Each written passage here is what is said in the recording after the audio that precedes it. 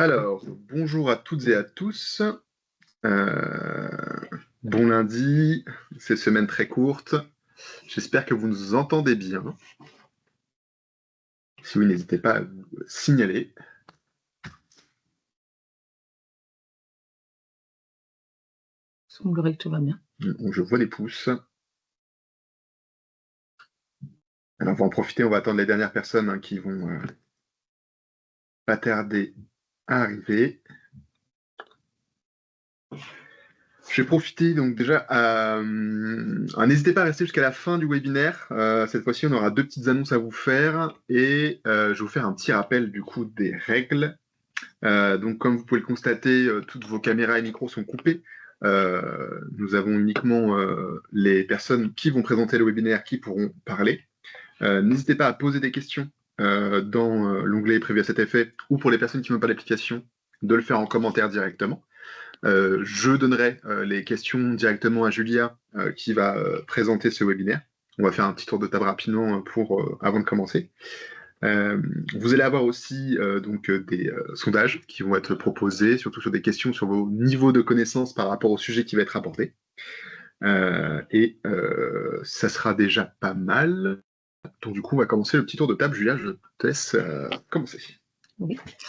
Eh bien, bonjour à tous. Moi, c'est Julia Garcia de Barros. Je suis DPO dans le service protection des données DPO de Manche Numérique. Pour certains d'entre vous, nous travaillons déjà ensemble. Et pour d'autres, peut-être que nous aurons le plaisir de nous revoir à l'avenir ou sur d'autres webinaires. Voilà. Et nous avons dans le service deux autres collègues avec qui vous avez peut-être déjà échangé aussi. Donc bonjour à toutes et à tous. Mathieu Jacot, donc moi je suis l'animateur développeur de la centrale d'achat des services numériques et donc du coup c'est moi qui vais m'occuper à animer ce webinaire. Je laisserai après le sommaire la main à Julia justement qui sera un peu plus volubile que moi sur ces sujets puisque je m'y connais évidemment beaucoup moins qu'elle puisqu'elle est DPO et moi je ne le suis pas. Alors, on va commencer par le sommaire en attendant que les dernières personnes arrivent. Donc aujourd'hui, on va parler principalement du coup de la CNIL. Donc la CNIL qui va, pour celles et ceux qui ne connaissent pas déjà la définition de la CNIL, qu'est-ce que dit le cadre juridique de la CNIL, et aussi les différents points qui vont être abordés sur 2026 et surtout ce qui s'est passé en 2025. Il s'est passé pas mal de choses, c'est important que vous sachiez un peu ce qui se passe. Et évidemment, ce qui vous concerne pour beaucoup, c'est en cas de saisie de la CNIL, qu'est-ce qu'on peut faire et comment Manche Numérique peut vous aider. Concrètement, le but des webinaires, c'est toujours de vous apporter, après des interrogations, des solutions que nous, on peut vous apporter pour des personnes qui sont déjà en travail actuellement avec les DPO ou qui souhaitent le devenir, ou même simplement qui ont des services DPO en leur sein. C'est toujours intéressant d'avoir des informations. Et donc, du coup, le RGPD et le DPO, qu'est-ce que c'est? Eh ben,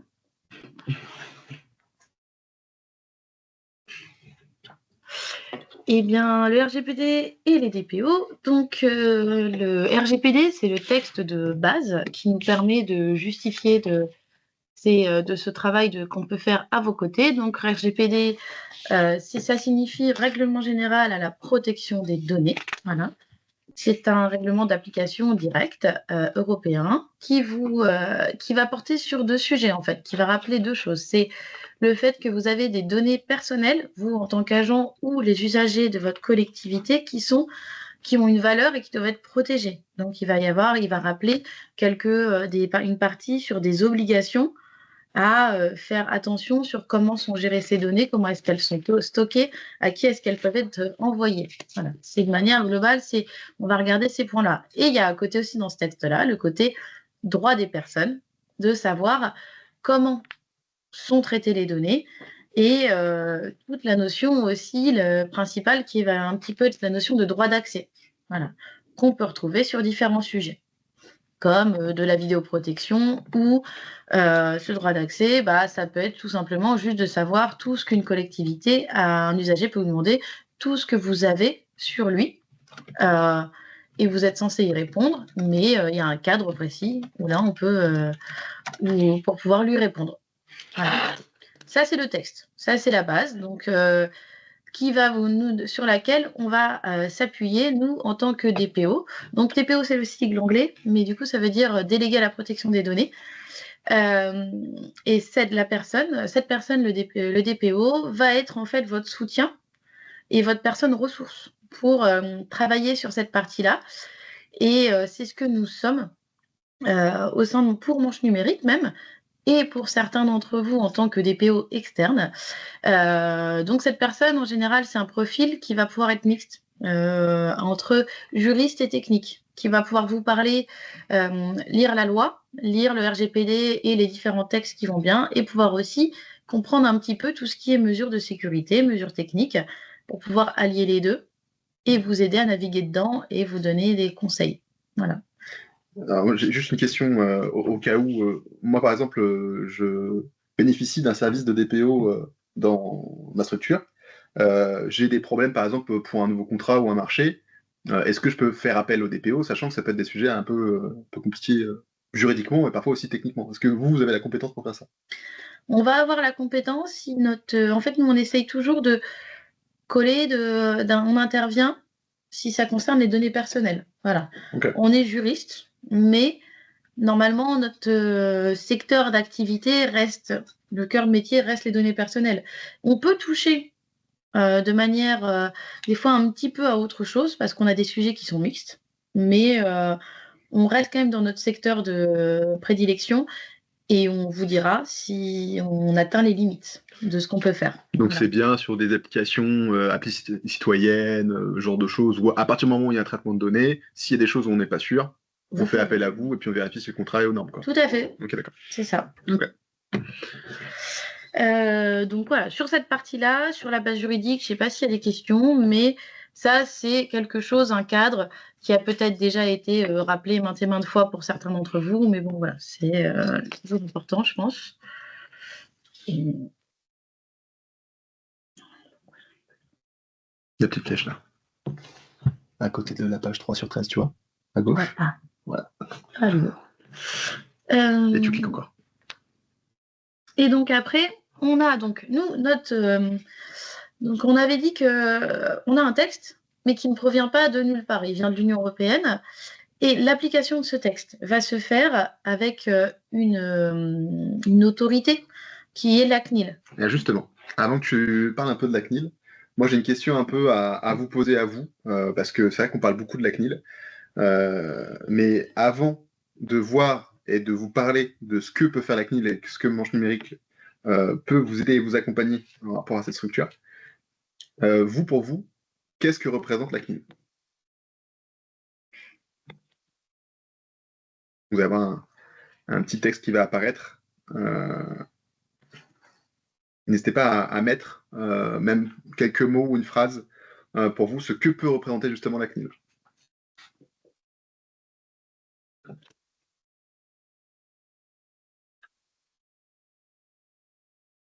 Parce que la CNIL, c'est bien beau.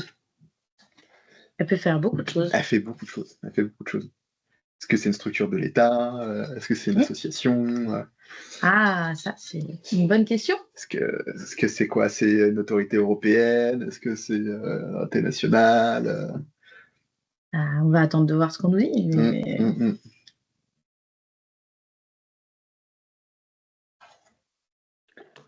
C'est dommage qu'on puisse pas les afficher à l'écran. Normalement, tu peux les avoir. Moi, tu les as. Oui, je les ai. Après, ça commence à être une structure assez ancienne maintenant, la CNIL. Ça commence à... C'est quoi, elle a 10 ans? Minimum. Elle existait déjà avec la loi informatique et liberté. Oui, donc du coup, il y a une loi qui a plus de 10 ans. Plus de 10 ans. Ouais. Plus de 10 ans et... J'ai appris récemment d'ailleurs que la France, on est sur le podium des plus grosses passoires de cybersécurité sur les services publics européens. On est en seconde place. Ah, ouais. Donc on a encore du boulot. On a encore du travail. Ouais. C'est très bien. Alors, on a eu des réponses, déjà pas mal. Oui, on en a quelques-unes. Hop. Alors, qu'est-ce qu'on a? Donc une autorité de conseil et de contrôle, cadre de règles partenaires, entité en charge du respect de la RGPD. On dit de là ou du RGPD, parce qu'en fait, c'est un règlement. Ouais, c'est ça. Voilà. On peut souvent se tromper, mais oui. On a Autorité indépendante française. Oui. Protection de données personnelles, organisme de contrôle d'aide en informatique et liberté, organisme français de contrôle sur les bonnes pratiques en matière de données personnelles et sanctions pour les sociétés qui ne les respectent pas. Ok. Bon, du coup, je te laisse reprendre. Oui. Donc, vous avez beaucoup de bonnes réponses dans ce que vous donnez. Et là, si je regarde, en fait, en effet, on a des choses, on parle d'autorité indépendante, et c'est bien ça. C'est une autorité de contrôle indépendante, en fait. C'est qui va avoir sa compétence qui se pose complètement sur la partie, si certains d'entre vous avaient déjà travaillé dessous, loi informatique et liberté. Et après, du coup, le RGPD qui est venu en fait moderniser cette loi. Donc, c'est quelque chose qui existe depuis assez longtemps et qui n'est pas tout nouveau et a eu des pouvoirs au début qui se sont surtout élargis. Et il y a une partie, on parle de contrôle, on est d'accord. Une notion d'aide aussi est importante parce qu'en fait, la CNIL a le côté prévention, vous aider, vous guider, et elle aura aussi le côté contrôle. Voilà. Elle va avoir deux pendants qui sont tous les deux importants et qui peuvent tous les deux avoir un impact sur vos collectivités. Voilà. Et voilà. Après, sur ce que vous avez pu nous dire, donc en effet, il y a des notions de sanctions qui peuvent intervenir, dont on parlera. Et elle rappelle beaucoup, elle fait beaucoup de sensibilisation en essayant de pousser par des démarches, par exemple des campagnes ou quoi que ce soit que vous avez pu voir passer, ou des partenariats avec d'autres structures pour essayer de se faire connaître et de faire connaître aussi ses partenaires pour que tout le monde puisse comprendre les risques cybersécurité, protection des données. Donc ça, c'est quelque chose d'important. Alors, hop là. Donc, comme on disait, sur le cadre juridique, la CNIL vient appuyer et rappeler des principes qui sont prévus au RGPD, qui sont notamment le fait de devoir désigner un DPO.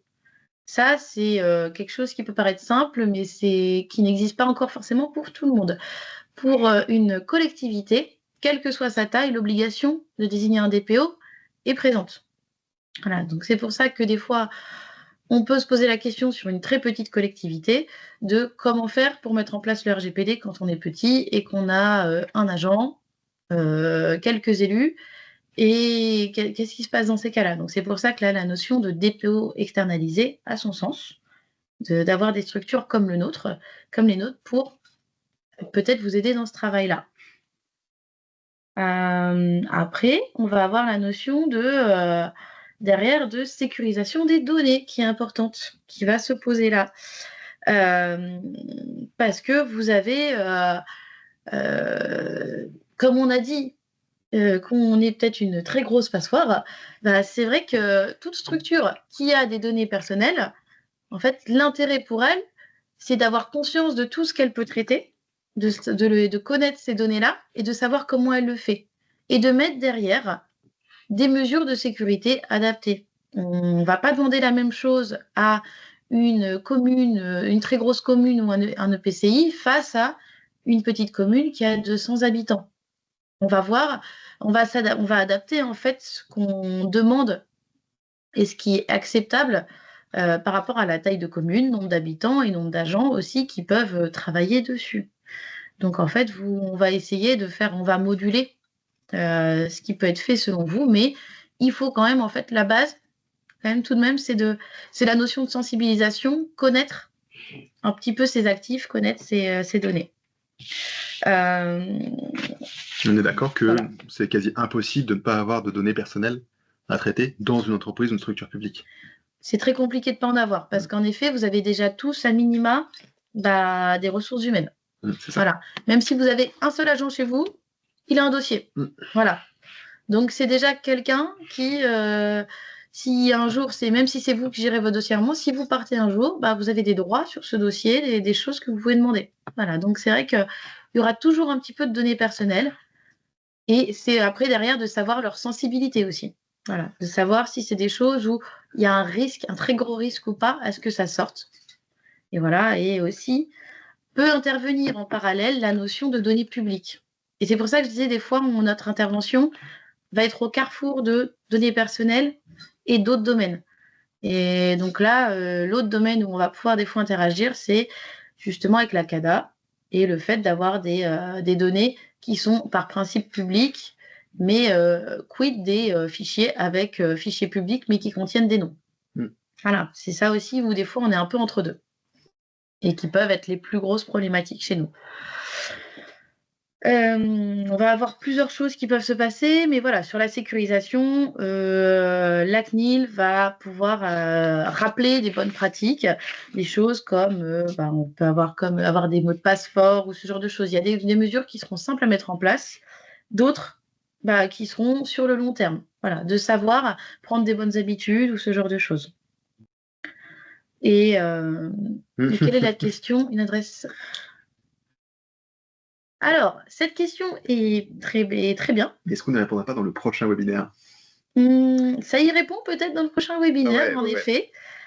C'est un sujet qui va être abordé de toute façon dans le webinaire du mois de juin, mais c'est une très bonne question. Je peux y répondre quand même là, je ne sais pas. Est-ce qu'on tu fait fais un peu de teasing? On peut faire un petit teasing, mais ça fait une réponse de Normand peut-être, mais ça dépend. Ouais. Voilà, ça dépend de l'adresse et de ce que vous mettez avant le nom de domaine. Voilà, de ce qu'il va y avoir.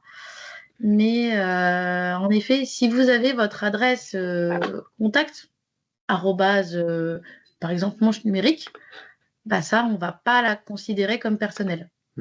Par contre, voilà. Par contre, d'autres, si on met votre nom, prénom.nom, manche numérique, là, on change de qualification. Donc, c'est pour ça que il peut y avoir, selon en fait, ce que vous mettez, les règles ne seront pas les mêmes. Et encore une fois, vous n'êtes pas propriétaire de votre boîte mail si justement elle a été créée par la collectivité. Vous êtes propriétaire des mails qui vous ont envoyés à titre privé, mais tout ce qui est des sujets courants de votre activité professionnelle toutes ces données appartiennent à la collectivité. C'est ça, tout à fait. Et là, c'est même plus forcément du RGPD, c'est de là on touche au cadre global de vous avez la continuité du service public et tous ces beaux principes sur lesquels on s'appuie aussi, voilà, qui sont cousins dans certains cas. C'est ce qu'on a justement, j'ai dit en début, ça fait partie d'une des deux annonces. Le prochain webinaire justement sera plus axé sur les élus et notamment sur les passations de boîtes mail. On sait qu'encore il y a beaucoup de collectivités qui ne l'ont pas fait. Ça, on va en parler. Enfin, vous en parlerez un peu plus en détail au mois de juin. Et justement, est évoqué le sujet de boîte mail parce que c'est vrai que c'est un sujet qu'on avait anticipé, qu'on avait évoqué, mais pas assez communiqué, je pense, parce que du coup, pas mal de collectivités nous ont fait la remarque. Et donc, du coup, on va refaire justement un gros focus dessus. Donc, en effet. J'espère que ça répond bien à votre question. Et sinon, ça sera au mois de juin et on pourra répondre plus en détail dessus. Voilà. Autre point, il y a d'autres obligations qui vont être suivies par la CNIL, comme l'obligation de mettre en place un registre de traitement. Voilà. Ça, c'est un point important. Ça répond à la notion de documentation, dans ce cas-là. De pouvoir dire, je me mets en conformité et je le prouve. Voilà, ça, parce qu'en fait, avant, la loi informatique et liberté, la CNIL venait demander à ce que vous soumettiez vos documents pour donner son aval. Là, maintenant, elle est plutôt à vous dire à partir du principe que c'est vous qui vous travaillez dessus et elle peut venir vous contrôler. Donc, c'est à la structure de justifier qu'elle a fait les efforts et qu'elle a essayé de mettre, qu'elle a au moins essayé de faire en sorte de protéger les données, fait au mieux. Voilà, c'est un petit peu, on ne vous demandera jamais d'être parfait, personne ne peut l'être. Et c'est juste d'essayer de faire au mieux par rapport à vos capacités, vos moyens, voilà. Les autres obligations qu'on pourrait trouver, qui sont notamment des obligations d'information auprès des agents, des usagers sur les traitements. Vous pouvez avoir aussi des demandes d'exercice de droit. C'est pas forcément aujourd'hui, ça n'a pas encore été peut-être très établi au niveau des usagers de savoir que ces droits existent, mais c'est des droits bel et bien existants et ils sont plus utilisés, comme je dis, je pense, quand il y a de la vidéosurveillance. Pour demander à accéder à des images de vidéosurveillance, c'est une demande d'accès, tout simplement. Et là, vous avez à y répondre. Mais il y a un cadre et c'est pas parce qu'une personne fait une demande qu'elle aura forcément raison et qu'elle aura accès à n'importe quoi. Voilà. À titre personnel, vous avez peut-être pu voir pour certains ou certaines informations être diffusées sur différents médias, notamment les réseaux sociaux, notamment sur les droits liés à la propriété intellectuelle de l'IA. En gros, aujourd'hui, il y a beaucoup de questions qui se posent, notamment sur le sol européen, sur même l'Union européenne, parce que même si l'IA est une technologie qui de base est basée sur des technos américaines, avec du coup basé sur une idéologie américaine avec un droit américain, quand vous exportez cette technologie dans d'autres pays, il faut qu'ils appliquent le droit de ce pays, et en l'occurrence là de l'Union européenne. Et la question se pose beaucoup en ce moment sur l'exercice du droit, de la récolte des données, sur l'IA. Il y a beaucoup d'informations qui sont véhiculées notamment sur le retrait des informations qui peut être fait notamment sur le traitement de vos données, pour ne pas citer que eux, mais de ChatGPT qui est le plus connu. Et c'est vrai que c'est une vraie galère de devoir justement mettre en place ce registre de traitement, je pense, pour eux, puisque le droit n'est pas forcément partout pareil. Et le registre de traitement est très important à avoir, en tout cas pour la partie DPO, parce qu'il faut être en capacité de pouvoir dire à tout moment, nous avons justement telle et telle donnée qui sont collectées à tel endroit, pour telle raison, etc. Peut-être des newsletters, etc., etc. En l'occurrence, pour l'IA, c'est de la donnée que vous mettez pour le machine learning. Et ça, du coup, il faut avoir un historique de tout ça. Et pour ça, il faut une organisation, et ça fait partie du travail du DPO. Et c'est pour ça aussi qu'on part du principe que tout le monde n'est pas expert sur des domaines, mais par contre, on est tous sur un peu une personne ressource à un moment. Votre DPO ne travaille pas seul.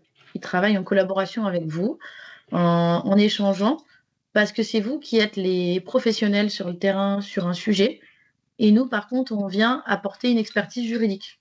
Voilà, c'est expertise juridique et donner des conseils sur comment essayer d'optimiser ce traitement, voilà, qui, si c'est possible, et toutes les pratiques ne sont pas mauvaises. C'est aussi ça, il ne faut pas se faire peur. Voilà, mais voilà. Et nous, on va derrière vous aider à rédiger des fois des documents pour vous, pour justifier de cette conformité ou avancer. Et encore une fois, comme tu disais au début, la CNIL n'est pas là pour condamner, elle est là aussi pour accompagner. Tout à fait. Voilà, la CNIL ne va pas venir vous taper dessus tout de suite, on va dire. C'est que des fois, comme par exemple pour la commune de Kourou, elle avait fait toute une campagne pour savoir, pour vérifier si des collectivités avaient bien désigné un DPO. Il y avait eu 22, à la suite de cette campagne, 22 collectivités qui avaient eu une mise en demeure de simplement désigner le DPO. À l'issue de la mise en demeure, ils ont constaté qu'il ne restait plus qu'une seule collectivité qui ne l'avait pas fait, c'est la commune de Kourou. Donc là, elle a été sanctionnée. Mais ça veut dire qu'avant, il y a quand même 21 autres collectivités qui ont réagi grâce à ça et qui n'ont du coup pas été sanctionnées financièrement. Voilà, il y a eu d'autres sanctions comme ça qui restent vraiment plus des rappels à l'ordre aussi et qui peuvent impacter l'image, mais dans un sens, après, vous permettre d'avancer. Donc, c'est pour ça que tout est possible et elle va d'abord essayer de discuter avec vous. Non, trop tard, je suis pas Pardon. C'est rapide. Je suis désolée. Donc après, voilà, sur cette partie-là, sur le cadre, je pense qu'on est bon. Mais après... On va passer du coup à la question justement sur les exemples justement de condamnations récentes de la CNIL avant de passer à la prochaine diapo. Je vais vous poser cette question-là. Je reviens pour aller chercher un truc. Je vais vous laisser répondre. Laisser 2 minutes pour répondre. Et puis une fois que tu auras les réponses, tu pourras passer à la suivante. Si vous avez par exemple vu dans les médias ou même par rapport avec les newsletters ou le journal des DPO, des exemples de condamnation, sans forcément donner les montants exacts, mais des choses qui ont pu peut-être vous alerter. Parce que c'est vrai qu'en fait, il y a des condamnations, on se demande pourquoi. Typiquement, je vais vous donner une des réponses que nous on a mis dans la prochaine diapo, France Travail. France Travail, c'est quelque chose qui est quand même très utile pour la France parce que ça permet justement de pouvoir retrouver du travail, etc., d'avoir une allocation chômage, il y a beaucoup de choses, beaucoup de données et tout ça. pourquoi un organisme qui a pour but d'intérêt de faire appliquer le droit européen condamne des structures publiques justement en cas de non-respect et non pas ne l'accompagne pas. Et du coup, c'est vrai que c'est des sujets où on peut se demander, et puis surtout les montants, parce que c'est quand même des sacrées sommes qu'on peut comprendre pour les organismes privés qui ont intérêt à ne pas respecter le règlement de la protection des données parce que c'est de l'argent qui se font justement avec nos données. On a plein de choses qui sont des data brokers, etc. etc. Mais donc du coup, n'hésitez pas à dire si vous justement vous avez une idée en tête de condamnations qui ont été faites. J'espère que vous voyez en tout cas le sondage. Et on pourra peut-être rebondir dessus sur certains cas, parce que c'est vrai qu'on a pas mal d'informations sur ces sujets-là. Et donc voilà, je vous laisse écrire des petites choses. J'arrive, j'ai plus de batterie. Ah, c'est intéressant.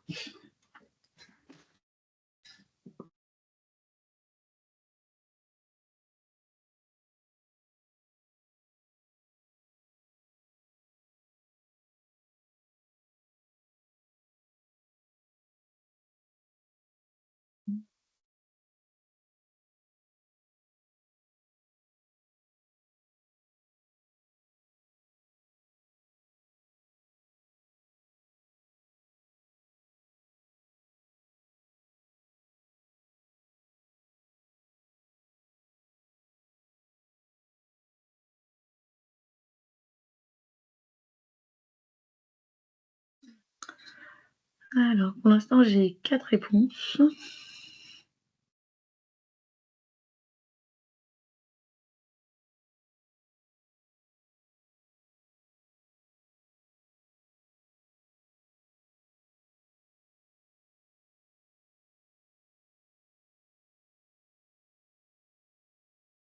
Si d'autres d'entre vous ont des idées, mais après voilà, moi je vois 2 réponses.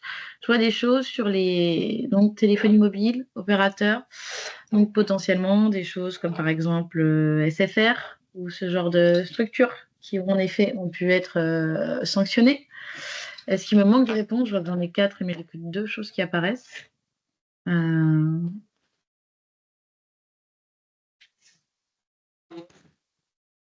Est-ce que tu crois qu'on a un petit bug? On a 5 réponses et on n'a que 2 mots. Téléphonie mobile, opérateur. Je sais pas si c'est normal que... Ah, non, moi je les ai pas, ça se met pas à jour chez moi. France Travail, Chine. Ouais, France Travail, je l'ai dit. Oui. Chine, opérateur, téléphonie mobile. Ouais, ça s'était pas affiché, toi? Non, ça s'affiche. Ah, ça y est, ça arrive. Ça arrive chez moi, je les avais pas. J'ai non. Pourquoi j'ai non? Ah oui, pas d'exemple, pardon. Ah non, c'est exemple, faut pas avoir assez que. Oui, ok, établissement de santé pour manquement de mesures de protection, effectivement. Alors, en attendant la question, faut-il désigner un DPO à chaque nouveau mandat? Pas forcément, ça dépend en fait quel DPO vous avez désigné. C'est ça. Ça dépend. Est-ce que si votre DPO était un élu et qu'il n'est pas reconduit, bah, dans ces cas-là, oui, il faudra en désigner un nouveau, mais si vous avez choisi un DPO externe ou si vous avez choisi quelqu'un en interne qui est un agent qui est encore là, il n'y a pas de problème. Voilà, ça dépendra de votre structure, de votre choix d'organisation. Bien sûr. C'est possible d'être élu et DPO, en effet. Après, c'est juste d'être sûr d'avoir quelqu'un, quand vous choisissez votre élu DPO, qui est vraiment intéressé par le sujet et qui puisse le suivre et qui puisse prendre le temps aussi de le suivre. Voilà, ça c'est surtout ça. Comme on a eu ces discussions, alors je vais juste répondre à ce que tu as dit, puis après répondre à la troisième question. On a eu cette discussion il n'y a pas très longtemps justement avec un agent qui a les compétences pour le faire, parce que ça a du travail juridique avec une partie informatique. Ouais. Donc vous avez beaucoup de RSSI ou de DSI qui peuvent avoir cette compétence-là. Mais il faut savoir que du coup, DPO, c'est parfois un emploi à plein temps. On ne peut pas juste se dégager un quart ou un cinquième de TP par semaine pour pouvoir faire ce genre de choses. Et de devoir être DPO parmi ces listes de missions qui, on va pas se mentir, a grandi de jour en jour pour chaque agent de la collectivité territoriale, c'est se tirer une balle dans le pied. Clairement, vous allez vraiment faire des heures sup à plus finir, autant agent que élu, parce que c'est vraiment beaucoup de travail. il faut suivre les registres, il faut suivre les réglementations, il faut se mettre à jour, il faut faire beaucoup de veille, et il faut être très vigilant, parce que quand justement vous avez la CNIL qui va toquer à votre porte pour demander des comptes, si vous n'avez pas les documents, on va dire, structurés pour répondre à leurs demandes, eh ben, vous serez tout seul. Et ça, c'est cette problématique-là. Ouais. Donc c'est pour ça, le choix là... Mais il est possible. Il est possible. Oui, il est possible. Il est possible. Donc ça, c'est en lien avec la question jugé parti.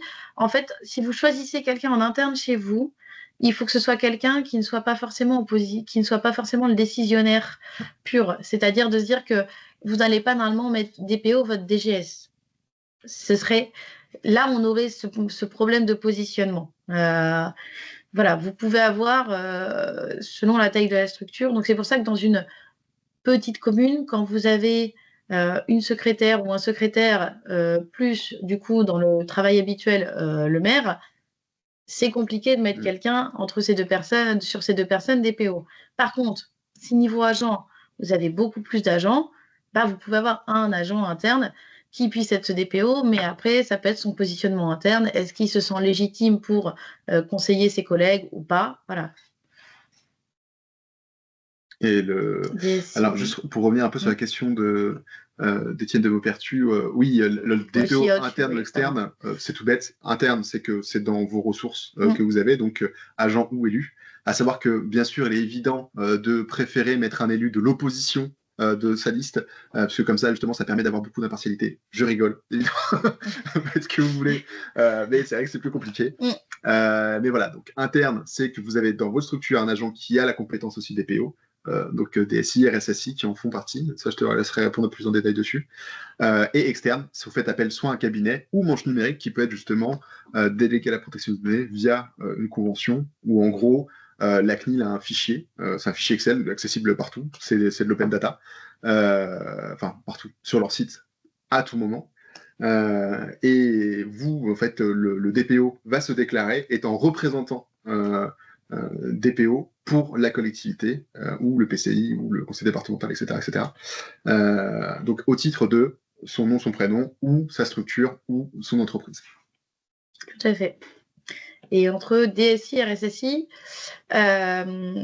RSSI, ça peut paraître dans certaines structures, ça peut être un moyen simplifié d'engager quelqu'un, d'avoir le côté technique plus juridique qui va ensemble. DSI, c'est pas forcément recommandé parce que là, on pourrait peut-être avoir un mélange de décisions et du coup, ces positionnements normalement indépendants du DPO, tout comme le positionnement du RSSI. Voilà, c'est normalement, ces personnes-là ne sont pas censées avoir de pression quelconque pour pouvoir faire conseiller. Parce qu'une des choses aussi importantes, il demeurera toujours que votre DPO ne prendra pas les décisions à votre place. Vous resterez responsable. Donc, mais il faut qu'ils puissent parler, on va dire, librement, qu'ils ne se sentent pas tenus. Donc, ce qui fait que sur un positionnement, un DSI, c'est peut-être pas la meilleure personne. Voilà. RSSI, il faut qu'il ait le temps aussi, parce que le côté sécurité peut être assez lourd aussi à tenir. Donc, voilà. Est-ce qu'il y a d'autres questions sur ce point-là, qui a l'air de susciter un peu de passion? Alors, DSI, c'est directeur des systèmes d'information. C'est la personne qui va donner les orientations stratégiques du service, qui ne va pas forcément toucher aux machines, toucher à la technique, mais qui va donner toutes les grandes directions et suivre ses agents, et qui a aussi le côté, pour le coup, administratif. Voilà. Et RSSI, lui, c'est lui qui va mettre en place tout ce qui est politique de protection protection. RSI. RSI. C'est vraiment responsable des systèmes d'information ou directeur des systèmes d'information. Après, oui, responsable, oui. Ouais, je le mettais RSSI directement, moi, mais RSI, oui. Ah oui, pardon, du coup, je me suis engagée sur le mauvais. Non, mais c'est intéressant de le dire. Après, peut-être qu'il y a eu un reste oublié. En fait, voilà, vous avez donc votre système d'information, donc vos systèmes informatiques, vos ordinateurs et vos téléphonies fixes, portables, etc. Vous avez une personne qui s'occupe de ça, donc c'est le DSI.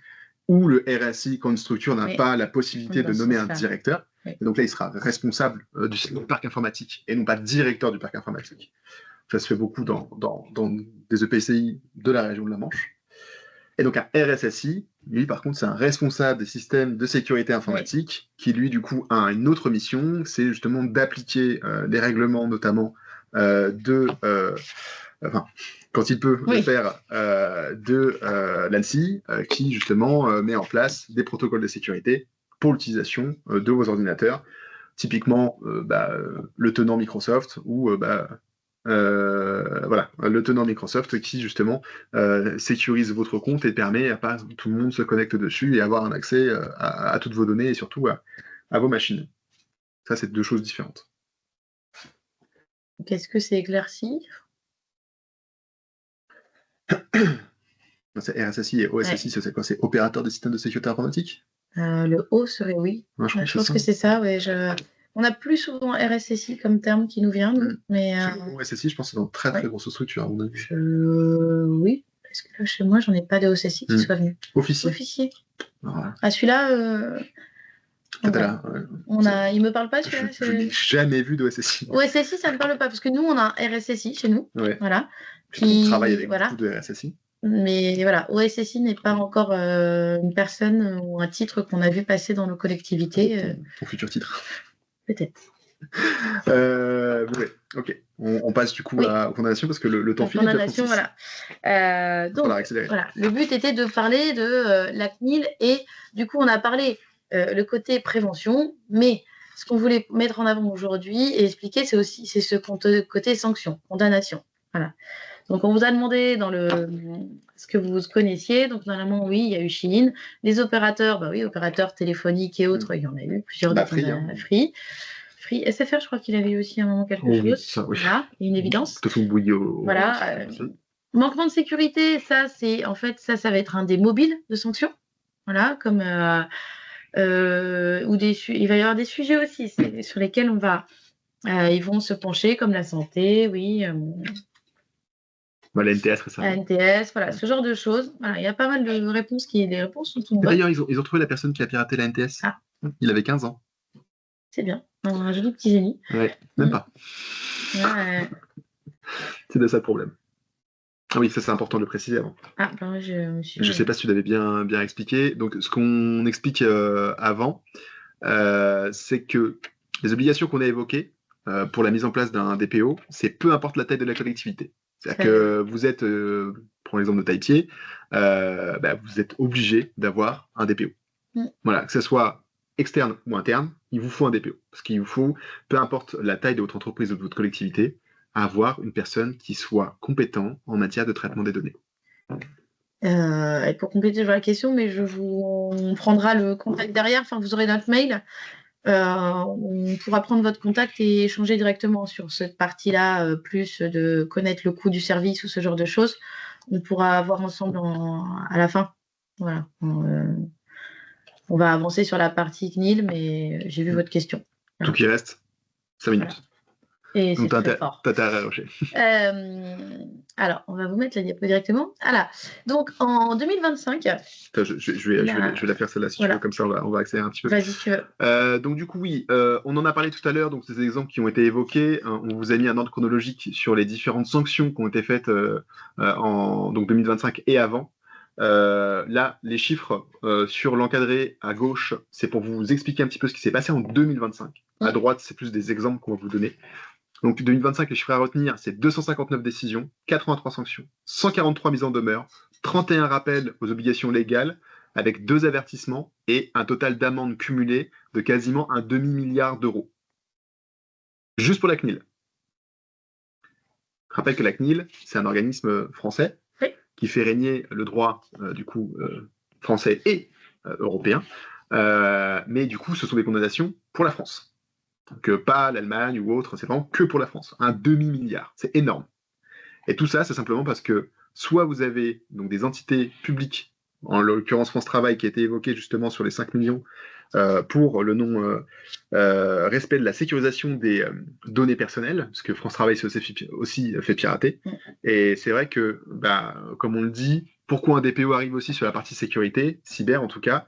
Bah parce que simplement quand vous avez mal géré vos données, quand vous avez mal euh, mis en place des protocoles aussi de gestion des données, et ben quand vous faites pirater, admettons, et c'est le cas de beaucoup de communes, votre fichier principal c'est votre boîte mail, et si votre mot de passe c'est le nom de la commune et avec le code postal derrière, et un point d'interrogation, c'est pas suffisant. Et pour ça, il faut mettre en place des choses, il faut mettre en place des protocoles. On sait que c'est beaucoup de règles et beaucoup de, de, de mise en place de process à rajouter pour des agents et pour des élus, chose que vous n'êtes pas forcément habitué à faire ou que des personnes avec qui vous travaillez ne sont pas habituées à faire. Mais malheureusement, aujourd'hui, dans la dématérialisation, dans cette optique de modernité et d'accélération, on va dire, des traitements de données et d'échanges de données, eh ben, il y a des personnes qui ont réussi à trouver beaucoup de failles. Et de toute façon, on va augmenter de toute manière les process, on va augmenter les façons de travailler via Internet. Et de toute façon, malheureusement, il y aura de plus en plus de failles à combler. Et ça sera aussi par des compétences que vous devrez soit accumuler ou connaître, ou passer par des personnes extérieures, comme Manche Numérique, qui peut vous accompagner justement pour faire tout ça.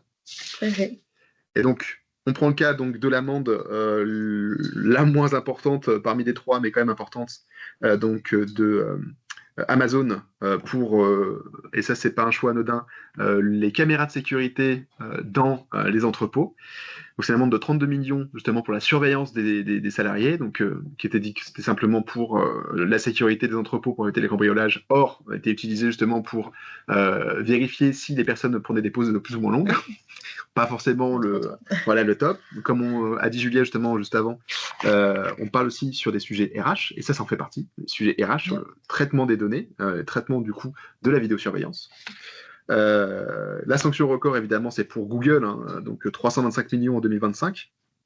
Et donc là, c'est l'affichage donc du coup, sur les publicités entre les courriels et les accords préalables et le dépôt des trackers.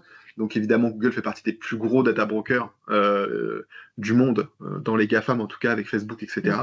Donc data brokers, ce sont des personnes qui récoltent des données et qui les revendent à des tiers, justement pour de la publicité. Google, via Ad aussi, profile des personnes et des utilisateurs pour revendre à des entreprises. Et peut-être que si un jour vous avez travaillé dans le privé, ce sont des choses qui se font beaucoup, où c'est la plus pertinente, en tout cas pour rappeler, si vous voulez cibler pour une campagne, puisque du coup, ils ont un nombre de données incalculable entre les ventes de téléphone, l'utilisation du moteur de recherche, etc. etc. C'est évidemment là où ils se font le plus d'argent. Mais tout ça, bien sûr, sans respecter, ou en tout cas en essayant de détourner énormément le droit européen. Oui. Mais du coup, ils se sont fait attraper par la CNIL, il y a eu un rappel, ils n'ont pas respecté, ils sont pris d'amende. Et donc, le dernier volet, France Travail, avec justement le manque, comme on a dit, de sensibilisation sur l'usage de la cybersécurité des agents et même des protocoles de sécurité en règle générale de France Travail. Une amende de 5 millions d'euros. Pour des manquements graves. Qui contacter pour mettre en place un DPO externe commune de moins de 500 habitants? Bah, ça peut être nous, potentiellement. Si voilà, vous êtes dans la Manche. Voilà, si dans la Manche, après... Si vous êtes dans le Calvados, c'est le CDG, et en Bretagne, c'est Mégalis ou c'est le CDG aussi? Il y a du CDG aussi, oui. Qui fait ça. Ouais. Mais ouais. On prendra votre contact à la fin, de toute façon, on vous recontacter. On sera avec ça. Les focus sur le projet de la CNIL. Alors bien sûr, toutes les informations qu'on vous donne, déjà vous avez donc tout cet échange qui est filmé, qui est mis sur YouTube. Comme ça, vous pourrez y avoir accès quand vous voulez. Mais vous pouvez aussi demander par mail, du coup, à la personne qui vous a envoyé, ou alors au mail en dessous, service.dpo@manchenumérique.fr. On peut vous envoyer le PDF complet, et on peut faire des éclaircissements, on a des annotations, on a tout ce qu'il faut. Voilà, donc comme disait Mathieu, il y a eu des sanctions. Donc nous, on a compté 83 sanctions en 2025. Et en fait, ces sanctions-là, si on avance un petit peu, parce qu'on a déjà dit des morceaux dessus, il y a des focus en fait qui ont été faits par la CNIL dans ces décisions et dans ces contrôles. Donc notamment les traceurs, donc comme on a eu sur Google, sur Google qui a eu cette partie-là. Cookies et traceurs, c'est quelque chose qui a été suivi pour protéger la vie en ligne des personnes de manière globale. Ça, c'était un des axes. suivies par la CNIL. Il y avait eu 21 sanctions qui ont été sur ce sujet-là, notamment des sanctions simplifiées. Parce qu'en fait, la CNIL va avoir l'organisme classique, la formation classique, et une formation simplifiée, où elle va pouvoir en fait décider un petit peu plus vite. Et ces décisions-là, on n'aura jamais le détail de qui est concerné. Voilà, sur une sanction simplifiée, ce qui veut dire que c'est une chose qui pourrait, et je l'espère pas, mais peut arriver chez vous. Et par contre, votre nom ne sortira jamais dans ce cas-là, si c'est une sanction simplifiée. Voilà. Donc, c'est les cookies et tous ces traceurs. Il y a de plus en plus de choses qui sont mises en place, notamment des guides et des livres blancs. Et c'est pour ça le but, c'était de voir est-ce que c'est bien mis en place. Après, il y a aussi tout ce qui est caméra. C'est pour ça qu'on disait c'est important, parce que le fait d'avoir de capter l'image des gens, on va pouvoir aller, ça va toucher au principe de la liberté d'aller et venir des personnes. Et dans ce cas-là, même des salariés, hein, comme on disait, vérifier si votre pause est assez longue, où est-ce que vous allez dans le bâtiment. Normalement, voilà, on n'est pas censé pouvoir vous suivre à la trace à toutes les secondes. Voilà, donc il y a des choses, ils vont vérifier qu'ils respectent bien les règles sur où est-ce qu'ils placent les caméras, combien de temps sont conservées les images, ou ce genre de choses. Donc c'est pour ça que là, il va y avoir aussi des sanctions là-dessus sur le fait de mettre des caméras au mauvais endroit dans une structure, mais aussi dans la rue. Voilà. Dans la rue, il va y avoir des choses aussi à ce sujet-là. Pour plus de détails, c'est le webinaire du novembre 2025 qu'on avait évoqué justement sur ce sujet-là, sur les caméras, si vous voulez plus de détails. Après, on a le sujet, du coup, manquement aux obligations, à la réglementation. Un peu de se dire que il va y avoir, vous pouvez avoir des sous-traitants, des personnes avec qui vous travaillez, à qui vous allez transférer une partie de votre responsabilité parce que vous leur demandez de faire des choses pour vous. Bah là, c'est à vous aussi de vérifier que ces personnes-là répondent bien aux obligations, elles aussi. Voilà, donc, et ça passe notamment par des contrats et par de la négociation avec eux et demander toute information utile. Et c'est là aussi le rôle du DPO de vous soutenir sur ces points-là, de se dire, de vous aider, de vous dire est-ce que poser les bonnes questions et de savoir si la personne avec qui vous travaillez répond bien à vos obligations. Voilà. Et notamment dans les collectivités, avec des réglementations sur la cybersécurité, pour certains, ça va se renforcer. Voilà. Surtout si vous traitez des données sensibles, il peut y avoir des choses un petit peu plus lourdes qui vont vous, on va dire, tomber dessus. Et dernier point, voilà, donc on a la procédure de sanction. Et comme je disais, procédure de sanction, c'est sanctions, on va dire, classiques et sanctions simplifiées, qui peut aller un petit peu plus vite. Et les autres, c'est sur d'autres points qui ont pu être concernés, notamment aussi, il y a eu donc avec les élections, prospection. La prospection politique qui a pu être concernée, ou alors aussi prospection commerciale, qui sont deux sujets qui peuvent être un petit peu clés et sur lesquels la CNIL fait attention parce qu'il y a eu des gros abus. En fait, il fut un temps et là, ils essayent de réglementer. Le fameux bouton que vous avez donc en bas de votre newsletter, si vous voulez vous désabonner, ou même le message texto stop, fait partie justement de ces procédures de sanctions où les entreprises ont dû mettre en place ce genre de protocole pour pouvoir se désabonner à tout moment. Et c'est pour ça que nous-mêmes, quand on envoie des newsletters, on demande au DPO quel fichier on peut utiliser et qu'est-ce qui se passe si une personne ne veut plus qu'on utilise la donnée justement pour envoyer même simplement un rappel des webinaires qu'on peut avoir comme aujourd'hui, peut être justement désabonné à tout moment avec un petit bouton. Voilà, donc c'est pour ça que votre DPO est une ressource et c'est vrai qu'on peut intervenir après. Si vous nous avez oublié, c'est entendable, mais l'idéal, c'est de penser à nous avant, qu'on vous aide, et comme ça, vous évitez des fois d'avoir une plainte et potentiellement qu'on vienne toquer à votre porte. Voilà, quitte à parler de toquer à votre porte, je regarderai, on répondra à ces questions à la fin. Voilà, donc, en parlant de toquer à votre porte chez vous, c'est la notion de si la CNIL vient chez vous. Voilà. Donc, parce que c'est le contrôle qui est le plus souvent le plus connu, peut-être, et celui qui a le plus de conséquences en général. Donc, c'est le fait que la CNIL vienne sur place dans votre mairie ou votre collectivité et vous dise bonjour, je viens vous contrôler. Et bien, dans ce cas-là, vous avez différentes choses à prendre en compte. En fait, ce contrôle peut très bien se passer. Voilà. parce que c'est des êtres humains comme tout le monde. Et si vous les accueillez normalement, si vous répondez comme il faut, il n'y a pas de raison que ça ne passe pas. Voilà. Donc ça, c'est... Voilà. Ils ne mentent pas. Il vaut mieux les accueillir avec un sourire, dire bonjour. Ça passe toujours mieux plutôt que de leur dire ne rentrez pas parce qu'ils peuvent aller chercher le juge si vous ne voulez pas d'eux. Voilà. Donc, voilà, vaut mieux être cordial. Donc, ces personnes-là vont se présenter. Si on part de ça, un des premiers points, un point central, c'est quand même, quand ils viennent chez vous, de vérifier que c'est bien des personnes de la CNIL. Ça paraît simple, mais vous pouvez avoir des fraudes, des personnes qui se présentent chez vous. Et donc, c'est pour ça que ces personnes-là, normalement, ont des documents pour justifier de leur identité en tant qu'agent de la CNIL et un document, une lettre de mission, qui va préciser aussi quel est le sujet qu'ils vont contrôler. La CNIL ne va pas aller fouiller tous vos dossiers. Elle va peut-être, si on suit notre ligne, regarder vos dossiers RH. Voilà. Elle va demander, elle vient parce qu'il y a pu y avoir une plainte au niveau d'une gestion d'un dossier où eux ont décidé de venir vous voir parce que vous rentrez dans leur cadre, tout simplement. Il n'y a pas forcément besoin d'une plainte pour qu'ils viennent. Quand ils sont là, quand vous avez tout vérifié qu'ils sont légitimement chez vous, en fait, il faut répondre à leurs questions et les assister quand ils vous demanderont des choses. Normalement, ils vous demanderont rien d'extraordinaire et que vous ne pourriez ne pas être en capacité de faire. Mais il faut pouvoir préparer aussi ces demandes-là, de se dire quelles pourraient être leurs questions et comment j'y réponds. Il faut toujours donner juste le niveau d'information utile. Pas plus, pas moins. Voilà. Parce que plus, ce serait un petit peu vous tirer une balle dans le pied à dire en fait, c'est vrai que je fais très mal ça aussi.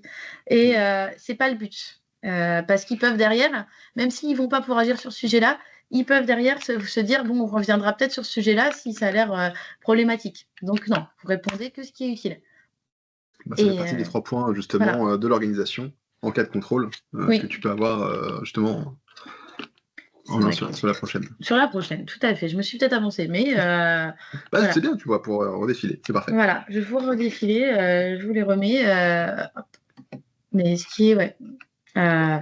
Mais voilà. Et il y a aussi, dans le cas de ce contrôle, savoir connaître les responsabilités de chacun.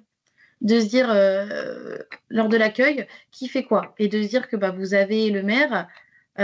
s'il existe un DGS, un RSSI, un DPO, ces personnes-là sont des personnes importantes qui doivent être au courant de ce contrôle et qui peuvent, alors que ce soit maire ou DGS, c'est plus pour la notion de pouvoir signer des documents et être responsable de structure, de savoir que vous ayez quelqu'un qui a un pouvoir de signature qui puisse être là et qui a un pouvoir de décision surtout. Voilà. RSSI, DPO, c'est un soutien de vous dire qu'ils vous assistent aussi dans quand ils sont là, pour des fois vous dire oui, non, qu'est-ce que je dois donner, comment je dois répondre. Voilà. Et votre DPO en plus, ça peut être aussi celui qui connaît où sont vos documents sur la conformité. Parce que si par exemple c'est nous qui sommes votre DPO, on ne s'attend pas à ce que vous regardiez toujours votre registre ou quoi que ce soit. Et notre rôle, c'est aussi ça, de vous aider en cas de contrôle, de vous suivre. Voilà. Donc, il n'y a pas de... Et c'est tout à fait logique, des fois, que ce soit plutôt nous qui ayons les réponses que vous. Voilà. Et donc, voilà, il y a tout un déroulé en cas de contrôle. Et ce contrôle, c'est de toujours le suivre et de prendre des notes sur ce qui se passe. Comme ça, vous pouvez derrière comparer vos notes avec leur procès-verbal qu'ils vont faire et qui vont vous demander de signer à la fin de la journée. Alors après, débat, s'il y a des choses dessus que vous ne voulez pas signer, c'est à vous de voir. De toute façon, ils repartiront quand même avec et ils prendront une décision. Voilà. Et après, c'est à vous en interne de retravailler dessus, de vous dire qu'est-ce qui s'est passé et en lien avec le DPO, s'il existe, de voir un petit peu ce qu'il y a à faire et qu'est-ce qui a pu pêcher. Ouais, je m'avance beaucoup trop à chaque fois, mais c'est terrible. C'est terrible. Ah, si établir un plan d'action, tu vois, ça marche. Oui. Mais après, le rôle du DPO, c'est la prochaine diapo. Le vrai rôle du DPO, ouais. Enfin, le rôle en cas de contrôle CNIL. En cas de contrôle CNIL. Donc là, c'était la démarche. Voilà. De votre côté, ce que vous devez faire. De votre côté, ce qui existe. Et qu'est-ce que peut faire le DPO? Voilà. Qu'il y ait un DPO ou pas. De toute façon, ça se passera que, et si votre DPO, RSSI ou quoi que ce soit n'est pas là, ils le feront quand même. Ils viendront quand même. Voilà. Et après, du coup, le rôle du DPO là-dedans, comme on disait, c'est, je vais mettre tous là, comme ça vous verrez. Ouais. Voilà, l'accompagnement de la collectivité, le suivi, voilà, d'être là, d'être présent si on le peut en physique. Sinon, c'est de dire on est au téléphone et le temps d'arriver, on a quelqu'un qui vous suit. Voilà, on fera toujours en sorte de pouvoir être là pour vous accompagner. On est une équipe. Nous, chez Manche Numérique, si c'est nous, on est 3. Le but, c'est de pouvoir tourner et qu'il puisse y avoir quelqu'un qui puisse venir, dans l'idée. Après, ça peut être aussi d'échanger avec la CNIL pour vous, en votre nom, parce qu'ils peuvent demander des choses où les documents sont chez nous, ou alors on comprend mieux leurs questions et on est plus à même de répondre à ce qu'ils demandent. Voilà. Donc, il peut y avoir des échanges après le contrôle encore et qui peuvent durer jusqu'à 1 an derrière. Voilà, on a déjà vu ça. Une collègue qui nous l'a dit, qui a vécu un contrôle et qui disait jusqu'à 1 an, voire plus, ça peut encore être travaillé. Et après, le DPO va être là aussi pour suivre toute la vie du contrôle avant, en vous proposant un guide ou en vous expliquant comment réagir, pendant, en étant présent, et après, en mettant en place un plan d'action avec vous et en vous suivant pour la mise en place du plan d'action. Et donc, on restera toujours sur ce rôle global de conseil accompagnement. Voilà, et donc, on le répète tout le temps, mais on est une vraie ressource pour vous et il ne faut pas hésiter à venir nous chercher. Comme on disait justement, on l'a évoqué, le sujet toujours du DPO, c'est une obligation de base. Moi, j'ai rien demandé, parce que c'est un fait, c'est vrai. Il faut être clair là-dessus. Mais si c'est mis en place, c'est dans votre intérêt. C'est donc l'État a décidé justement notamment avec la loi informatique et liberté, de protéger les données de ses citoyens. Et on voit justement ce qui se passe un petit peu en ce moment sur les données qui ont été récoltées et comment vous, même en tant qu'usager, vous êtes mis un petit peu à mal avec les informations qui circulent sur votre identité, qui peut être dupliquée à tout moment. Oui. Donc ça peut même aller jusqu'à faire des faux crédits en votre nom, etc. Et sans preuve du contraire, vous êtes responsable. Donc ça, c'est très compliqué justement à prouver, même si aujourd'hui, quand même, il y a des process qui s'améliorent. Le DPO va être vraiment un gain de temps sur leurs compétences et sur leur organisation pour vous accompagner justement sur le respect. Par contre, c'est important de le préciser, on le reprécise à chaque fois, à chaque webinaire, et même justement les DPO le précisent quand elles vont en collectivité, les DPO, en tout cas Manche Numérique, ne sera jamais condamné à votre place en cas de manquement au règlement. C'est-à-dire que si on met en place des protocoles et que ces protocoles ne sont pas respectés, ce n'est pas la responsabilité de Manche Numérique. Ce sera toujours la vôtre, même s'il y a un DPO. Ça, c'est important de le comprendre aussi, on est garant des bons fonctionnements des protocoles mis en place, mais on ne sera jamais condamné à votre place si il y a une condamnation de la CNIL ou autre organisme. Alors, en question, les questions qui concernent le service, alors est-ce qu'on parle contrôle d'abord ou service DPO, ce qu'on fait voilà. Déjà, on va clôturer, je pense, s'il n'y a pas d'autres questions par rapport à ça, parce que je pense qu'on peut reprendre toutes les questions à la fin, on va répondre une par une. Ouais. Donc déjà, désolé pour le retard, il est déjà 58, on a débordé 13 minutes. Merci pour toutes celles et ceux qui ont participé en tout cas à ce webinaire. On va répondre aux questions tout de suite, comme ça on va essayer de faire ça rapidement. Pour tout ce qui est la question des coûts, etc., on vous recontactera individuellement pour vous expliquer un petit peu le fonctionnement, parce que c'est vrai qu'il y a le CCS, etc. Il y a toutes les parties là, donc vaut mieux avoir un échange pour répondre à toutes vos questions sur comment fonctionne le service. Pour ce qui est de la première action de base qui est réalisée, ça aussi, ça fera partie du rendez-vous, donc ça, on pourra vous le dire. Là, on va vraiment essayer de parler des questions générales qui peuvent intéresser tout le monde. Donc celle de est-ce que la CNIL prévient de sa venue? Voilà. Du coup, qui serait la première sur la partie contrôle pur. Est-ce que la CNIL prévient de sa venue? En général, non. Elle peut le faire si vous êtes si votre mairie, par exemple, est ouvert qu'une journée par semaine ou deux. Ça peut être possible qu'elle prévienne pour être sûr que vous êtes là. Mais normalement, 3/4 du temps, ils ne préviennent pas. Ils se présentent à votre porte et vous leur ouvrez et s'ensuit le contrôle. Donc non, voilà. Ils préviennent que s'ils savent qu'ils arrivent quelque part où ils ne sont pas sûrs de trouver quelqu'un. Et je vais juste reprendre la question juste avant, qui était Oui. très intéressante. Dans le cadre des prestations sous-traitées à manche numérique, Ah n'y oui. a-t-il pas un risque de conflit entre le service fourni et le DPO externe manche numérique? On retrouve le juge et partie. Alors, justement, je vais répondre d'un premier volet, tu vas répondre sur le deuxième.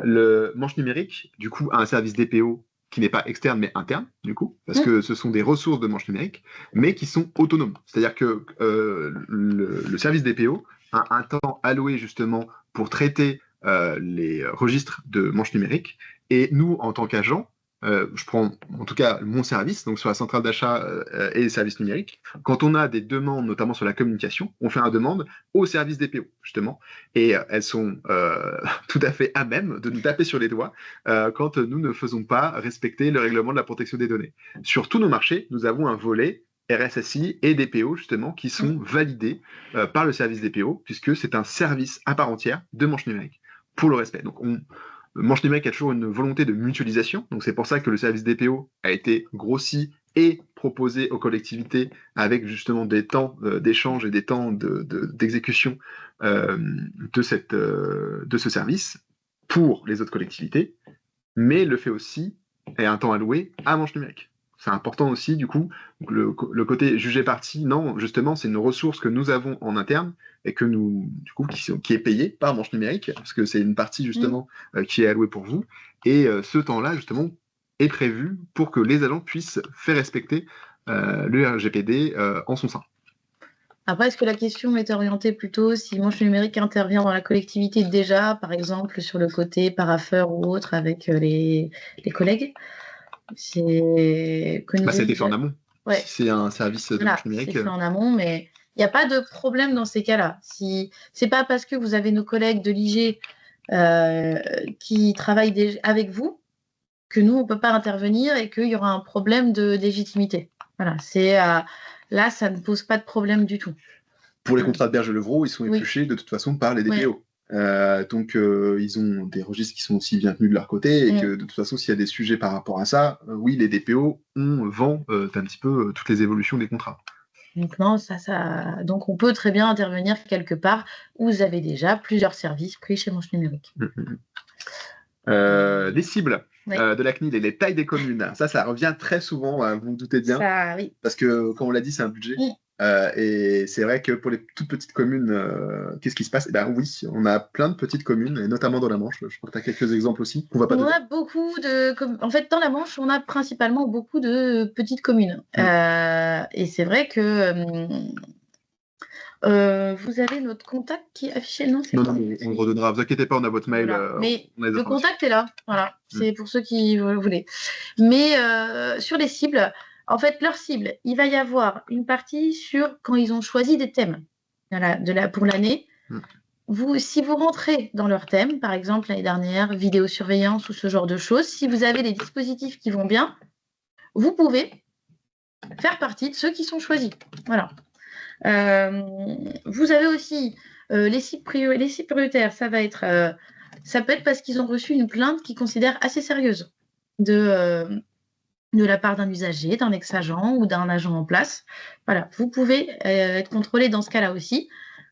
Et ça peut être un petit peu le jeu du hasard parce que ils ont choisi ils vont venir faire des contrôles un petit peu des fois sans parce qu'ils vont se déplacer et un petit peu pour l'exemple, pour voir. Voilà. Mais en général, c'est plutôt les deux premiers axes, les thèmes choisis et les plaintes. Les très petites communes rurales, c'est possible si vous rentrez dans ces thèmes-là, en fait. Le cas de Kourou que tu avais évoqué tout à l'heure. Kourou, a pu être concerné. En fait, ils sont en train de faire un peu la méthode de l'entonnoir. Là, quand ils avaient fait cette démarche-là concernant de vérifier qui a un DPO, je crois qu'ils avaient pris les collectivités de plus de 10 000 habitants sur celui-là. Et là, en fait, au fur et à mesure, ils vont descendre pour aller, à minima, refaire de la sensibilisation aux plus petites communes. Voilà. Et peut-être que cette démarche-là de vérifier est-ce que vous avez un DPO va se refaire, mais du coup, avec un seuil plus bas. Voilà. mais ils vont pas venir, comme on disait, vous taper dessus. Ils vont d'abord vous demander, toquer à votre porte, excusez-moi, est-ce que vous avez bel et bien un DPO? Oui, on a un peu débordé, hein, Voilà. excusez-nous, on a Mais beaucoup de choses à dire. Ouais, j'espère que ça répond du coup aux questions sur les communes. Oui, effectivement, vous aurez le replay, on vous l'enverra de toute façon à toutes les personnes qui ont participé. Je te remettrai les questions, je te les enverrai sur l'Excel. Tac, tac, tac, tac, tac.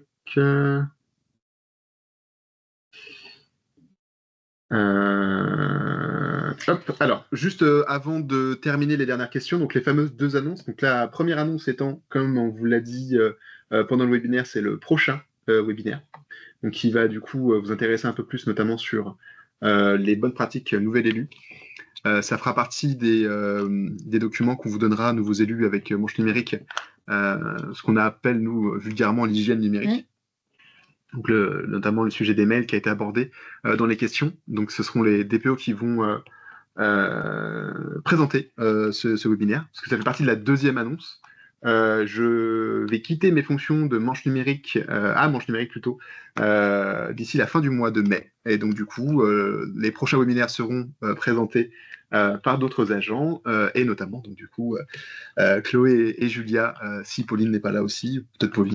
je ne sais pas. Peut-être vous ferez à trois. Ça, on avisera. Mais voilà, ça sera du coup le 1er juin. Donc moi en tout cas, c'était pour vous remercier de votre présence, parce que c'est vrai que ça fait un petit moment qu'on a lancé les webinaires et on grossit de plus en plus et c'est plutôt chouette, parce que c'est vrai que c'est un travail qui est assez prenant d'organiser tout ça. Et j'espère que c'est quelque chose qui vous plaît. Mais si ça vous plaît toujours, mais n'hésitez pas à le faire remarquer, parce que c'est vrai que du coup, il y aura plus de personnes vraiment en charge, en tout cas pour l'année prochaine, parce que là, le programme, il est fait pour jusqu'à fin 2026. Donc on verra comment ça va se passer sur justement les prochains volets. Donc voilà, donc merci en tout cas. Et puis, si vous avez des questions encore, n'hésitez pas à les poser. Et sinon, je vous souhaite une bonne journée et une bonne semaine, aussi courte soit-elle. Parce que c'est vrai que pour certains, ça ne sera que 3 jours. En effet.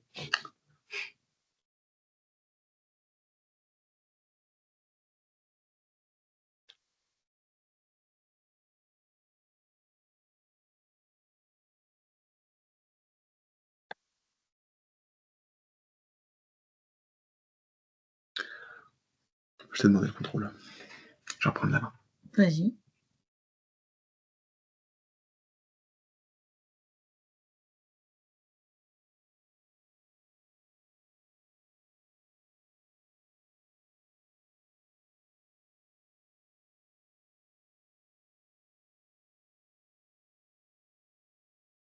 Non, je ne reçois pas de questions.